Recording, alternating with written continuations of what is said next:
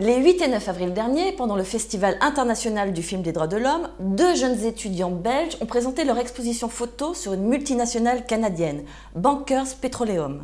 Cette multinationale exploite par fracturation hydraulique l'une des plus importantes réserves d'hydrocarbures des Balkans au sud de l'Albanie depuis 2004. L'occasion pour l'Altergité d'en savoir plus sur les impacts catastrophiques et peu médiatisés de cette exploitation. Et quand on a vu ça, me dit que ça faisait pas ce que ça veut dire. Quand on a demandé,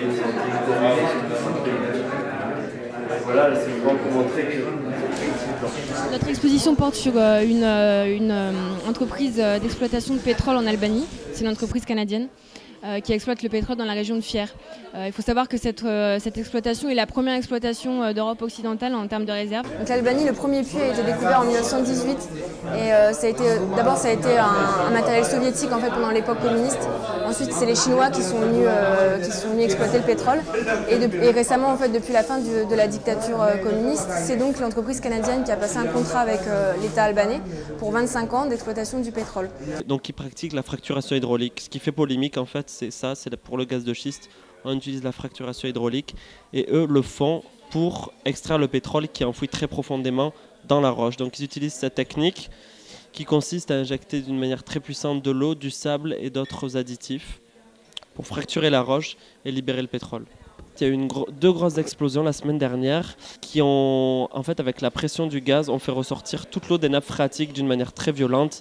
Il y a eu de fortes inondations et il y a 3500 personnes qui ont été touchées la semaine dernière à cause de ces 2 explosions. Il y a énormément de problèmes de santé dans la région et on a passé une journée avec une scientifique qui a fait une thèse justement sur les problèmes que pouvait poser cette exploitation sur l'être humain. Le taux de soufre, le taux de mercure dans l'eau est 2 voire 3 fois supérieur au maximum autorisé. On a rencontré aussi un petit garçon de 14 ans qui a son poumon gauche atrophié de 70%. C'est une maladie qu'il a eue depuis sa naissance et qu'il a développée petit à petit.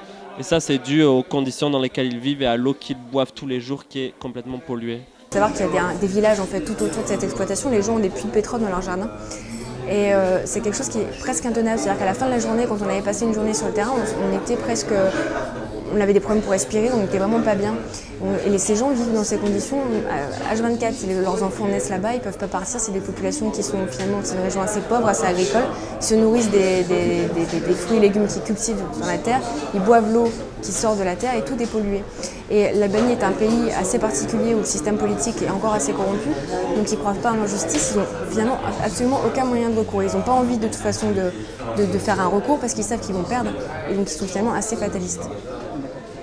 Alors l'Albanie est devenue officiellement candidate à l'Union européenne en juin 2014. Et ce qu'il faudrait, c'est qu'il y ait une vraie prise de conscience de la part des dirigeants européens pour qu'ils forcent en fait, les entreprises européennes à arrêter d'aller piller en fait, les ressources et qu'il y ait un vrai contrôle aussi sur les dirigeants albanais pour qu'ils arrêtent de passer en fait, ces contrats et de laisser faire les entreprises et de piller en fait, littéralement le pays.